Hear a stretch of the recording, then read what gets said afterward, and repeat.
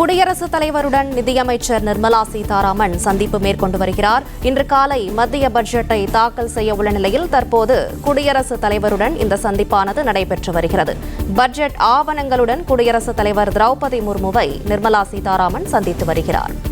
நிதி அமைச்சக செயலாளர்களுடன் குடியரசுத் தலைவரை நிர்மலா சீதாராமன் சந்தித்து வருகிறார். நாடாளுமன்றத்தில் இன்று காலை மத்திய பட்ஜெட் தாக்கல் செய்யப்பட உள்ள நிலையில் தற்போது குடியரசுத் தலைவருடன் நிதியமைச்சர் நிர்மலா சீதாராமன் சந்திப்பு மேற்கொண்டு வருகிறார். நிதி அமைச்சக செயலாளர்களுடன் குடியரசுத் தலைவரை நிர்மலா சீதாராமன் சந்தித்து வருகிறார். நாடாளுமன்றத்தில் தாக்கல் செய்யப்பட உள்ள பட்ஜெட் குறித்து குடியரசுத் தலைவரிடம் நிர்மலா சீதாராமன் எடுத்துரைக்கிறார்.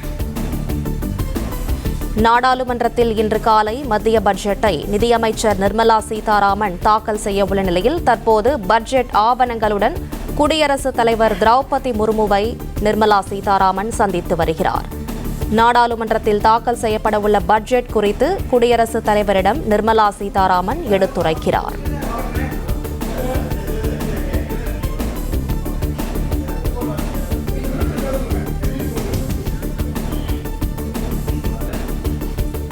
நாடாளுமன்றத்தில் இன்று காலை மத்திய பட்ஜெட் தாக்கல் செய்யப்பட இருக்கும் நிலையில் தற்போது குடியரசுத் தலைவர் திரௌபதி முர்முவை நிதியமைச்சர் நிர்மலா சீதாராமன் சந்தித்து வருகிறார். அவருடன் நிதி அமைச்சக செயலாளர்களும் உடன் இருக்கிறார்கள்.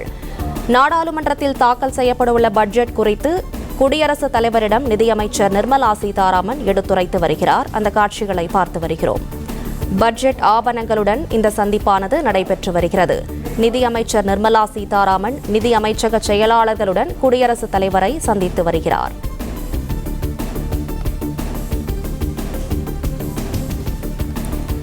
இன்று காலை 11 மணிக்கு மத்திய பட்ஜெட் தாக்கல் செய்யப்பட இருக்கும் நிலையில் தற்போது நிதியமைச்சர் நிர்மலா சீதாராமன் குடியரசுத் தலைவரை சந்தித்து பட்ஜெட் குறித்து எடுத்துரைத்து வருகிறார். நிதி அமைச்சக செயலாளர்களுடன் குடியரசுத் தலைவர்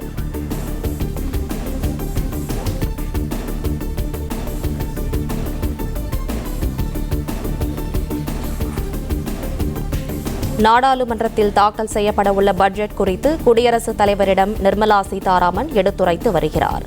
இன்று காலை மத்திய பட்ஜெட் தாக்கல் செய்யப்பட இருக்கிறது. இந்நிலையில் தற்போது இந்த சந்திப்பானது நடைபெற்று வருகிறது. பட்ஜெட் ஆவணங்களுடன் குடியரசுத் தலைவர் திரௌபதி முர்முவை நிதியமைச்சர் நிர்மலா சீதாராமன் சந்தித்து வருகிறார். பட்ஜெட் தொடர்பாக எடுத்துரைத்தும் வருகிறார். மேலும் விவரங்களை செய்தியாளர் ராஜகுமரன் தொடர்ந்து வழங்க கேட்கலாம். ராஜகுமரன், விவரங்கள். பட்ஜெட் இன்று தாக்கலாக உள்ள நிலையில் குடியரசுத் தலைவர் திரௌபதி முர்மு அவர்களை சந்தித்து பட்ஜெட் தொடர்பான அம்சங்களை பரிமாறிக் கொண்டிருக்கின்றார் மத்திய நிதியமைச்சர் நிர்மலா சீதாராமன் அவர்கள். இந்த சந்திப்பை பொறுத்தவரை நிதியமைச்சர் மட்டுமல்லாமல் நிதி அமைச்சகத்தினுடைய செயலாளர்கள் அனைவருமே இணைந்து சென்று சந்திப்பார்கள்.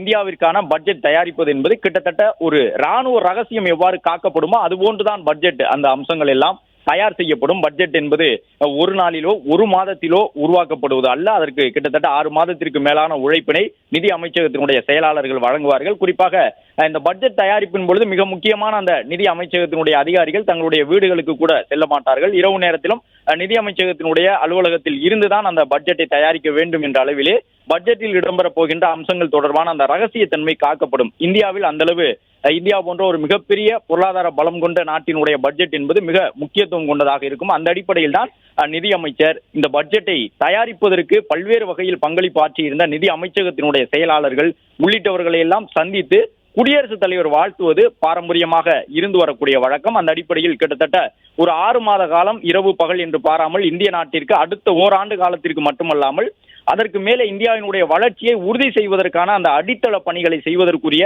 பட்ஜெட்டை தயாரிப்பதற்காக தங்களுடைய உழைப்பினை வழங்கி இருக்கக்கூடிய நிதி அமைச்சகத்தினுடைய மூத்த அதிகாரிகளைத்தான் இப்பொழுது குடியரசுத் தலைவர் திரௌபதி முர்மு அவர்கள் சந்தித்து வாழ்த்து தெரிவித்துக் கொண்டிருக்கின்றார். பட்ஜெட்டில் இடம்பெற்றிருக்கக்கூடிய முக்கிய அம்சங்கள் அந்த முக உரைகள் என்று சொல்லுவார்கள். அதையெல்லாம் குறிப்பிட்டு தற்பொழுது நிதியமைச்சர் குடியரசுத் தலைவரிடம் கூறுவார். இதன் மூலமாக இந்தியாவினுடைய வளர்ச்சி எவ்வாறு இருக்கும் என்பதற்கான ஒரு விவரத்தையும் இப்பொழுது அந்த பாரம்பரிய முறைப்படி நிதியமைச்சர் குடியரசுத் தலைவருக்கு தெரிவிப்பார்.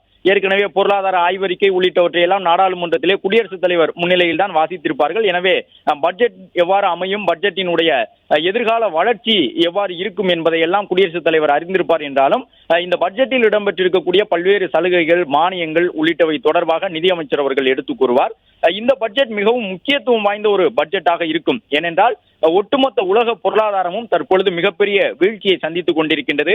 அமெரிக்காவினுடைய பொருளாதார நிலைப்பாடு, அமெரிக்காவின் டாலருக்கு எதிரான அந்த ரூபாய்களுடைய மதிப்பு உள்ளிட்டவை எல்லாம் உலகளவில் வீழ்ச்சியை சந்தித்துக் கொண்டிருக்கின்றன. இது மட்டுமல்லாமல் உலகளவில் ஒரு பொருளாதார நிலையற்ற தன்மை நிலவி வருவதாகவும், கிட்டத்தட்ட 2008 இருந்த சூழ்நிலை இப்பொழுது உலகம் முழுவதும் இருப்பதாகவும் மென்பொருள் துறை உள்ளிட்டவற்றில் பணி செய்யக்கூடியவர்கள் எல்லாம் தொடர்ந்து சொல்லி வருகின்றார்கள்.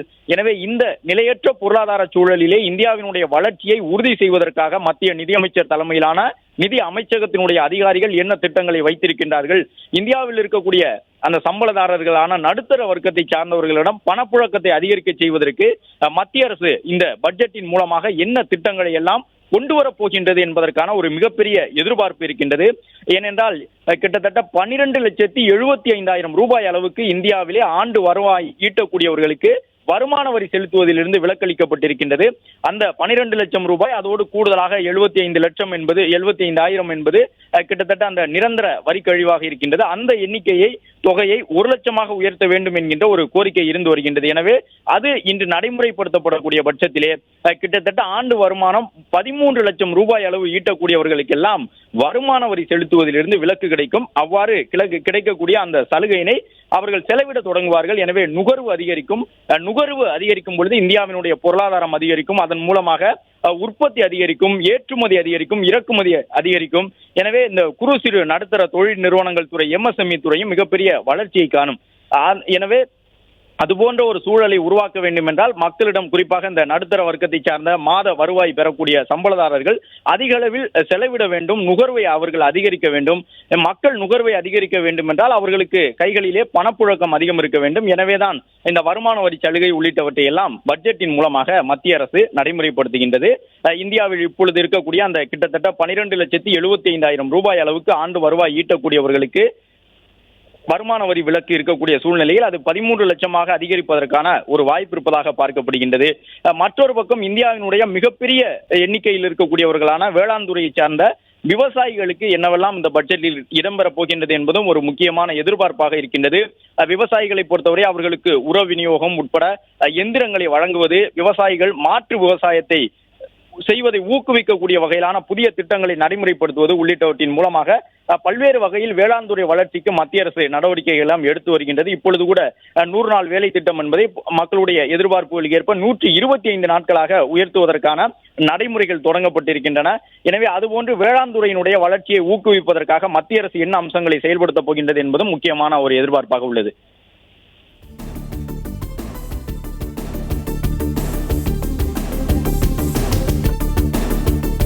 பிளே ஸ்டோர் மற்றும் ஆப் ஸ்டோரில் இருந்து பாலிமர் செயலியை QR கோடு மூலம் பதிவிறக்கம் செய்யுங்கள்.